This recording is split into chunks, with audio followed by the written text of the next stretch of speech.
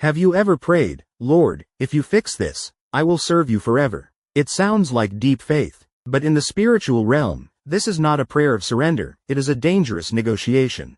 When you treat the Creator of the universe like a merchant, you are unknowingly closing the very doors you need Him to open. Today, I will reveal why conditional prayers block your blessings, and what you must say instead.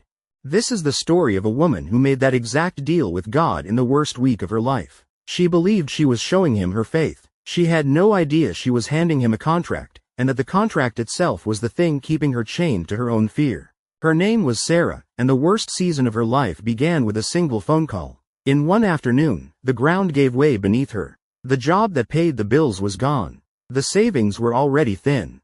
And within weeks, the home where she had raised her children, the only home they had ever known, was slipping out of her hands. She lay awake at night listening to her husband breathe beside her, doing math that never added up, feeling the walls of her own life closing in. She had always believed her faith was strong. She prayed before meals. She knew her verses. But she had never once been forced to trust God in the dark, with nothing in her hands and no guarantee anywhere in sight. And now, for the first time, her faith was being asked to stand without a single thing to lean on, and she was discovering just how much of her trust had quietly depended on her circumstances staying comfortable. And like so many believers do when the bottom falls out, Sarah turned to God. But notice how she turned to Him. She did not come empty-handed in surrender. She came with an offer. She knelt at the side of her bed one night, tears running hot down her face, and she prayed the prayer millions of desperate people have prayed before her. She said, "Lord, if you fix this, if you save our home, if you bring back the income, if you just make this one thing right, I promise I will serve you for the rest of my life. I'll go to church every week. I'll give. I'll never doubt you again. Just please, do this one thing." And in that moment, she felt a strange relief. She believed she had just demonstrated tremendous faith. She had put something on the table. She had given God a reason to act. In her mind, the deal was sealed, and now it was His turn. So here is the question that should make you lean in. If that prayer was really faith, why did it leave Sarah more anxious, not less? Why, in weeks that followed, did she check her circumstances every single morning like a woman waiting on a verdict, her peace rising and falling with her bank balance?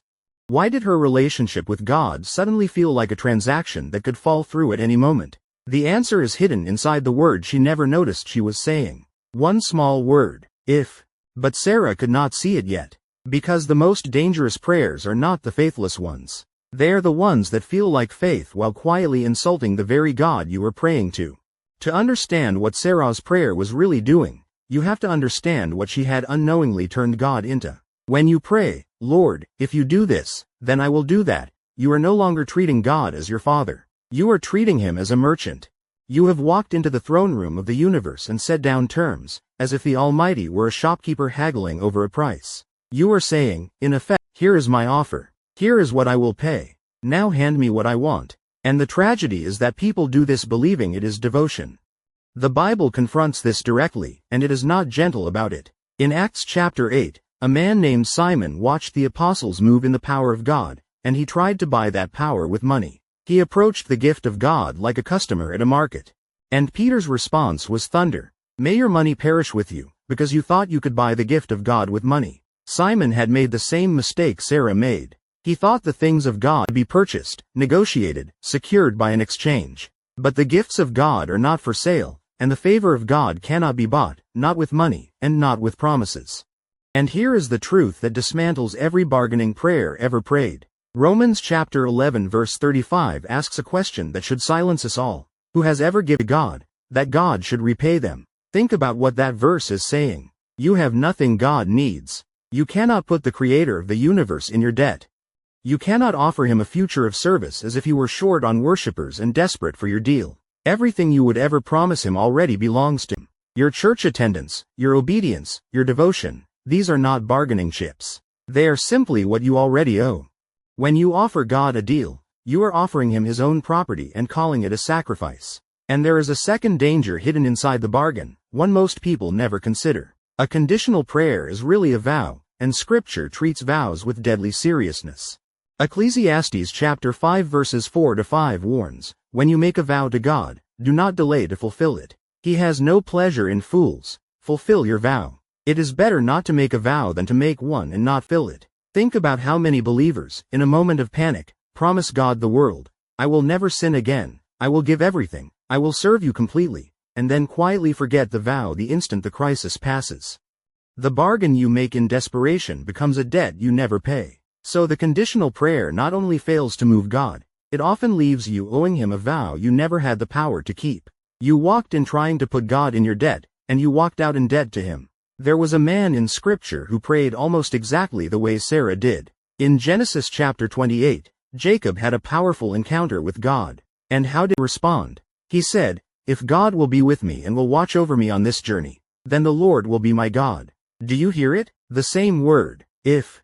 Even after seeing heaven open, Jacob still wanted terms, still wanted a condition. And the rest of Jacob's life became a long, painful school in which God patiently taught him that he does not operate on our conditions, that real faith is not, if you, then I, but simply, you are God, and I am yours.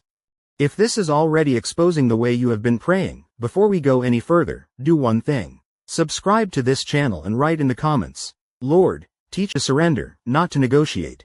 Because what finally set Sarah free is the exact truth most believers never connect to this prayer, and we are about to reach it.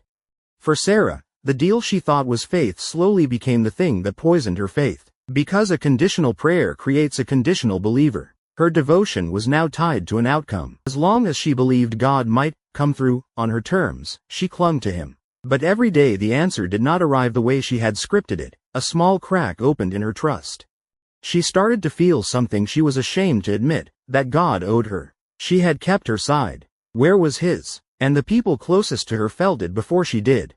One evening her young son, who had heard that desperate prayer through the thin walls, asked her a question that landed like a stone. "Mom, if God doesn't save the house, does that mean he didn't listen?" Sarah opened her mouth and found she had no answer, because somewhere along the way she had taught her own child that God's love was measured by whether he delivered. She had turned the father into a transaction in her son's eyes, and she had never even noticed. And when the deadline came and the home was lost and when the one condition she had built her whole prayer around collapsed, Sarah did not fall to her knees in worship. She felt betrayed.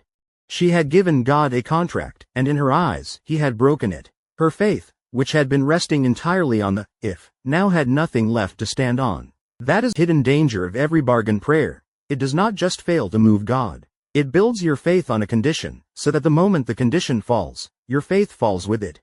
The turning point did not come in a church. It came on the floor of an empty room in the home she was about to leave. Boxes stacked around her, everything she had feared now fully arrived.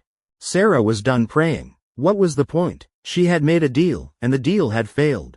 But in that silence, almost against her will, her mind landed on a scene she had read 100 times, the night before the cross, in a garden called Gethsemane. There was Jesus, facing the worst suffering any human would ever endure. And he prayed. But listen to how the Son of God prayed in his most desperate hour. He did not say, "Father, if you spare me this, then I will obey you." He said, "Father, if you are willing, take this cup from me, yet not my will, but yours be done." And Sarah broke, because she suddenly saw the difference between her prayer and his. Her prayer had ended with a condition. "If you do this, then I will serve." His prayer ended with surrender. "Not my will, but yours." She had been telling God what he must do to earn her devotion. Jesus had handed God everything, with no guarantee, no terms, no exit. He trusted not the outcome, but the Father. And that, not the bargaining, not the deal, was the prayer that moved heaven and saved the world. Sarah had been treating God like a merchant she could negotiate with. Jesus showed her that God is a Father you can trust in the dark. And then another truth settled over her, from Isaiah chapter 55. "For my thoughts are not your thoughts, neither are your ways my ways, declares the Lord. As the heavens are higher than the earth, so are my ways higher than your ways." The whole prayer had assumed she knew the right outcome, that saving the house was the answer. But what if the very thing she had been bargaining to keep was the thing God was lovingly prying out of her hands, to give her something she could not yet see? So that night, on the floor of that empty house, Sarah prayed a completely different prayer. Not a deal, a surrender. She said, "Lord, I am done negotiating with you. I don't have terms anymore. Whether you fix this or not, whether I understand it or not, I am yours. I will serve you not because of what you give me, but because of who you are." It was not magic. The house was still gone. But something far deeper had shifted. For the first time in months, the anxiety that had ruled her every morning was gone. because her peace was no longer chained to an outcome. And in the months that followed, doors opened that she never could have written into her contract. A new beginning in a place she would never have chosen, surrounded by a community she would never have met, walking in a freedom she had never known when she was still trying to manage God. The blessing she had tried to force through a bargain came flooding in the moment she let go of the bargain entirely. And here is what Sarah came to understand, the truth she would spend the rest of her life learning. God had not ignored her prayer. He had answered a deeper one. The prayer underneath the bargain, the one she did not even know how to pray until everything she had been clinging to finally gone. He did not give her the outcome she demanded. He gave her himself. And she would tell you today that it was, by far, the better trade. Maybe, as you have listened, you have heard your own, if. Lord, if you heal me, then I'll serve you. If you restore my marriage, then I'll trust you. If you give me this job, this child, this breakthrough, then I will finally surrender. Understand this clearly. That prayer is not your faith. It is your fear, wearing the costume of faith. And as long as you pray with terms, you will live with anxiety, because you have made your peace depend on God meeting your conditions instead of God simply being God. Here is what you must say instead. Matthew chapter 6 verse 33 gives us the order heaven honors. Seek first his kingdom and his righteousness, and all these things will be given to you as well. Not, seek first the thing you want, and offer God a deal to get it. Seek him first, surrender first, trust first, and then watch what a father does for a child who finally stopped haggling and started trusting. God is not a merchant waiting for your offer. He is a father waiting for your heart. Stop putting conditions on the one who already gave you everything at the cross. Take the word, if, out of your prayers, and replace it with one word, yours.